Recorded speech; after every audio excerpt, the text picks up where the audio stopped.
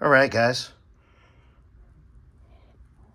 Getting the axle seals out, or the inner axle seals. Is that the right way to put that? Those will be the inner axle seals, yes. Because we have outer axle seals, which are on the axle shafts that go before the bearings, which the bearings are getting replaced as we speak, pretty much. So yeah, this side, old one.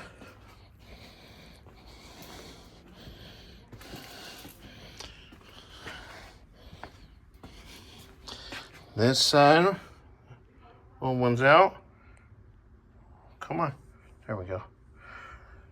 Get these all cleaned up, get the fresh ones put on, and clean off where the axle flange seal goes. Gasket, what would you call it? Seal? Gasket, Bobby?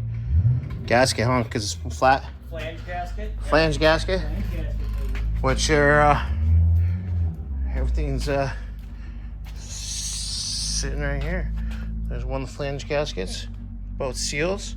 So we get that smacked together.